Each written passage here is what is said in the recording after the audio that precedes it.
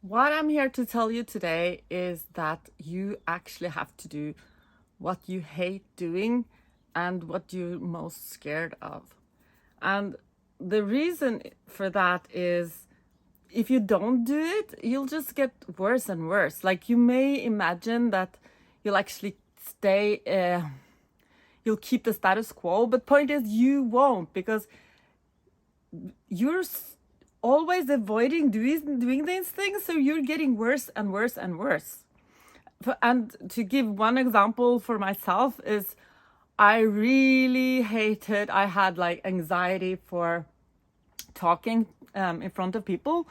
And I really also, talking on video is also like very, very scary to me. I did everything to avoid it. Another thing that I kept avoiding was exercising, and I really hated it. And I'm in my head, I always said like, okay, I will do it, but I will still hate it. I never will like this. And I really have worked to get better at these things that I've identified as the things I hate the most. And it has cost me a lot. And what I actually do now is I do exercise that I love doing. So I'm doing acro yoga and yoga, and that's actually fun, and it's with other people. So I also, like I'm going to talk to in the end of this video, I have found a method that works to make me be consistent in my practice. So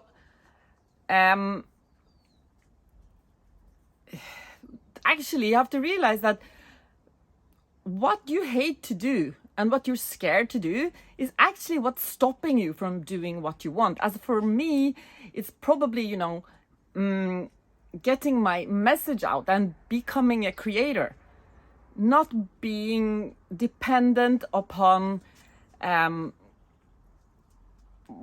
sort of having other people being an employer for you. Or you have to identify what you really want. You have to link this to your purpose, and then you have to work on the things that are actually stopping you. But you have to be mindful that your brain is continually going to try to stop you from doing the things that you need to do.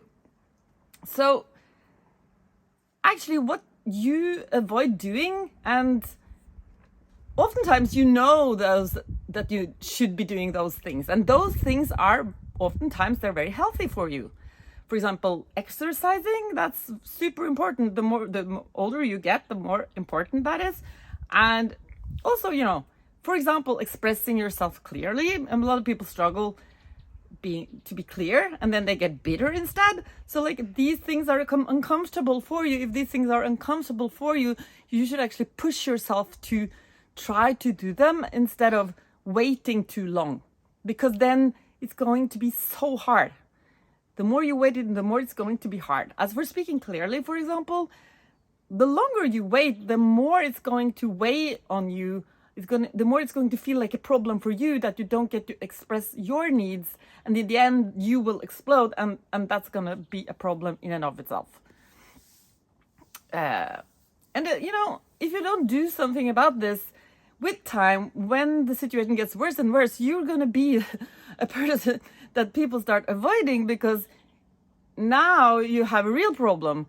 For example, if you let yourself go, you don't exercise, you drink too much, or you eat too much and stuff, it's going to be a problem for your health. And in the end, it's going to be a problem for other people also. So for me, I have problems now I know I have identified my problem. So the first thing you need to do is to kind of identify what is your problem. So one of my problems, for example, is that I am extremely bad at fixing things. I had this outdoor shed. I was just watching it just crumble.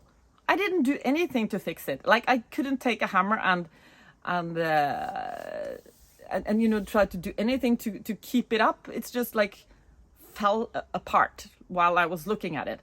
And I can't, like, just holding a drill is kind of difficult for me. And now I'm going on a festival and I am procrastinating to put up that tent, because my brain is perceiving this as difficult. I'm sure I could follow the step-by-step procedure, but I just notice how my brain is resisting in doing these practical things that I perceive myself to be bad at. But now I had some friends over, and this woman that was 20 years younger than me, she's just amazing. She started building things. She told me her mother got divorced when she was 8, and from then on she's been being the fixer in the family. So she's just fixing her own apartment, her mother's apartment, and she's an engineer earning like way more than me. And she's beautiful, so she's not coasting her looks. So there's no excuses anymore for me not to fix things. And that's the thing too, that, you know, when you can't make excuses, you're becoming responsible for your own life. And that's a little bit uncomfortable. Like, people keep saying to you what you could and should do, and it's, yes, yeah, set off a month and have that tent come up. Yeah, you just do it step by step. So that's kind of the recipe. Well, I was going to now in the end of the video talk about solutions, because it's like I said, it's not like people don't know what they're bad at. It's not like people don't know what they should be doing, but why don't they do it? So here's the solutions to kick your own ass to get going with the things that you should be doing. So you have to apply this principle. I call it the brushing my teeth principle. You have to do a little bit every day consistently. It's the consistency that is important, because if you do something for 2 weeks and then you stop doing it for a year, you're not going to see any progress. But as long as you do things consistently, then without even noticing, you will see that you have improved. So you should also meditate on your purpose in life, or what is it that you want to achieve? What do you want your life to look like, and what is stopping you from taking the action to getting there? And then you should, you know, if the things that you hate are stopping you, which they probably are, you know, you will start to feel the pain of not achieving your goal, which is and a third method is also to visualize your dream, you know, in detail. What do you want your life to look like? How do you want the people around you to be? What types of people are they? How's the dynamic between you? What's your house look like? What type of car do you have? These things. And if you do this, it will actually help you, your subconscious mind. You'll kind of start taking action without thinking about and feeling bad about not taking action. So it's a more positive approach. So these are my practical tips to how you can fight your own